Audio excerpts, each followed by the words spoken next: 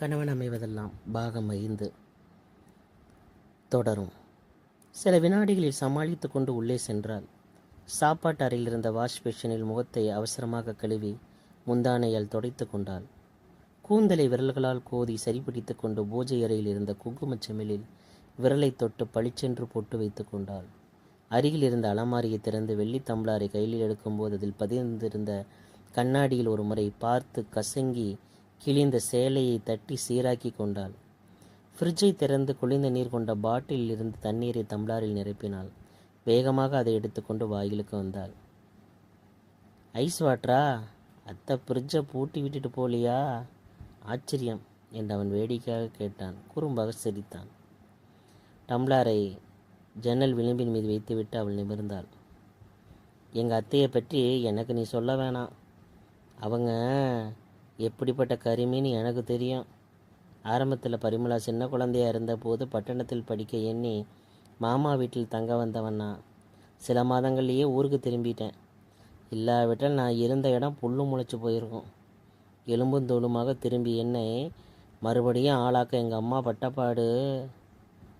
பகபகவென்றவன் சிரித்தான். அவன் பேச்சு, சிரிப்பு, அந்த பார்வை எல்லாமே அவளுக்கு இனித்தன. அதற்கு முன்பின் தெரியாதனோடு இப்படி பேசி கொண்டிருப்பது சரியா? பெண்மையின் உறுத்தல். அம்மா வரத்துக்கு ராத்திரி ரொம்ப நேரமாகும். இரவு சாப்பாட்டுக்கு இங்கேயே முகாம் போட்டு விடுவேன், பயப்படுறியா? அத்தை புறப்படும் முன் சாமான அறையை பூட்டி விட்டு போயிருப்பாங்கன்னு எனக்கு தெரியும். உனக்கு சாப்பிட மீதி என்ன வச்சுருப்பாங்கன்னு என்னால் ஜோசியம் பார்த்து சொல்ல முடியும். மாமா செல்வ நிலையில் ரொம்ப அபிவிருத்தி அடைஞ்சிருந்தாலும் அத்தையின் மனம் அப்படியே குறுகிய நிலையில் தான் இருக்குது. அத்தையை இன்னுமே மாற்றவே முடியல. அத்தை ஒரு கஞ்ச பிசுனாரி. தண்ணீரை குடித்து கொண்டு குறும்புத்தனம் கொட்டிய விழிகளால் அவளை ஊடுருவி பார்த்தபடி அவன் நின்றான்.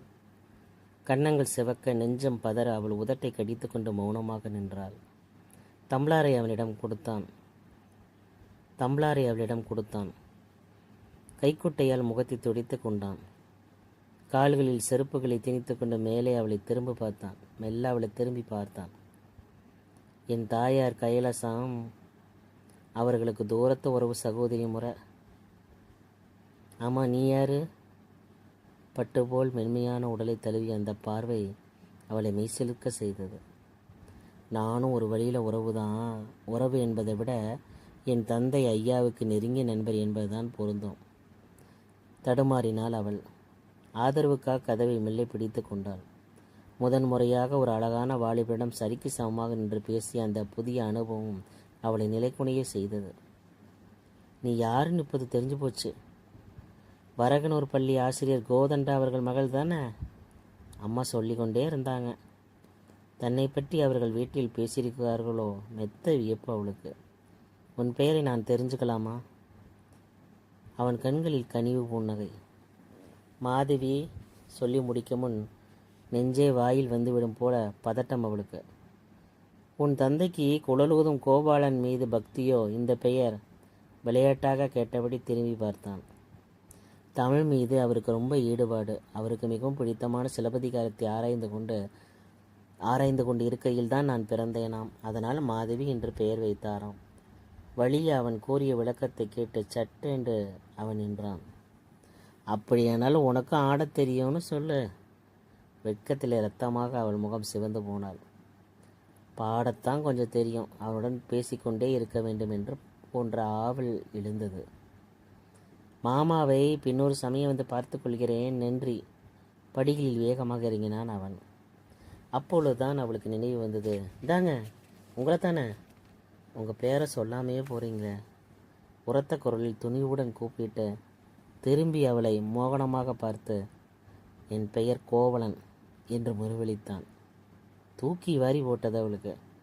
தாங்க முடியாத வெட்கத்தில் தலையை குனிந்து கொண்டாள். மன்னிக்கணும், விளையாட்டுக்கு சொன்னேன். சந்திரசேகரன் என்பது அம்மா வைத்த பெயர். சந்திரன் என்று கல்லூரியில் சுருக்கி கொண்டு விட்டேன். நான் வந்திருப்பது தெரிந்தால் அத்தை அப்படியொன்றும் மகிழ்ந்து விட மாட்டாங்க. முக்கியமாக நான் மாமாவை தான் பார்க்க வந்தேன். வரட்டுமா? அவன் புறப்பட்டான். தோட்டத்தை தாண்டி அவன் வெளியே சென்று வெகு நேர வரை அவன் பிரமித்து போய் வாயிலே நின்று கொண்டிருந்தாள். மென்மையாக இதமாக மாதவி கல்களை பிடித்து விட்ட இன்பத்திலேயே தங்கம்மாளுக்கு தூக்கம் வந்து விட்டது. சில வினாடிகள் லேசையான குரட்டை கிளம்பியது. மாதவி வெள்ளை எழுந்தாள். உறக்கம் கலைந்து தங்கம்மாள் விழித்து கொண்டாள். ஆமாம், அந்த பயல் சாயங்காலம் வந்தானா? எதுக்கு வந்தானா? வேலையத்தவன் தூரத்தூரவை சொல்லி கொண்டு வந்து விட்டான். இவர் சொன்னால் கேட்குறதே கிடையாது.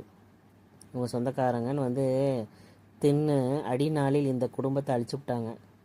நான் மட்டும் இல்லாட்டி உங்கள் ஐயா திருவோடு தூக்க வேண்டியது தான். ஆமாம், அவனுக்கு காப்பி கீப்பி கொடுத்தியா? இல்லை, குடிக்க தண்ணீர் கேட்டார், கொடுத்தேன். கீழே வைத்திருந்த பாயை எடுத்துக்கொண்டு மெல்ல நகர முயன்றாள் மாதவி. சுத்த வாயரட்டல் வேறு வழி. அவன் முகரக்கட்டையை கண்டாலும் எனக்கு பிடிக்கவே பிடிக்காது. சரி போய்ப்பாடு, உத்தரவிட்ட கண்களை மூடிக்கொண்டாள் தங்கம். வாயை தரையில் விரித்து தலையை சாய்த்தாள் மாதவி. மாதவி, பரிமளாவின் மெல்லிய குரல் கட்டிலிருந்து எழுந்தது. பிடி கொடுக்காது முணங்கினாள் மாதவி. இது சமயம் அவளுக்கு யாருடனும் பேசவும் பிடிக்கவில்லை. தன் உள்ளத்திலே பொங்கி புரண்ட இன்பமான சிந்தனைகளை தனிமையிலே அசையிட்டு மகிழ அவள் விரும்பினாள். அவள் அமராவதி மகனை இதுவரையே போட்டாவில் தான் பார்த்திருக்கிறோம். இன்னைக்கு நேரையே பார்த்து விட்டோம். ஓங்கி உசரமாக கரையில் என்று கட்டாலட்டானமாக இருக்கான். எனக்கு அவனை கொஞ்சம் கூட பிடிக்கல. தூங்கிட்டியா? பரிமளா அதட்டினாள். பதில் இல்லை என்று மாதவி தன் எண்ணங்களுக்குள்ளேயே மூழ்கி மெய்மறந்து விட்டிருந்தாள். என் பெயர் கோவலன். எத்தனை வெடிக்காக பேசுகிறார். ஏன் அப்படி பார்த்தால்? பரிமளாவுக்கு ரங்கதரியை பிடிக்காவிட்டால் இவளுக்கு என்ன? இவள் வரைக்கும் சந்திரசேகரனை மிகவும் பிடிச்சு விட்டிருந்தது. கண்கள் இனிக்க இன்ப பெருமூச்சொரு ஜன்னல் வழியே வானத்தை பார்த்தபடி தனக்குள்ளே புன்னகித்து கொண்டு கண்களை மூடிக்கொண்டாள் மாதவி.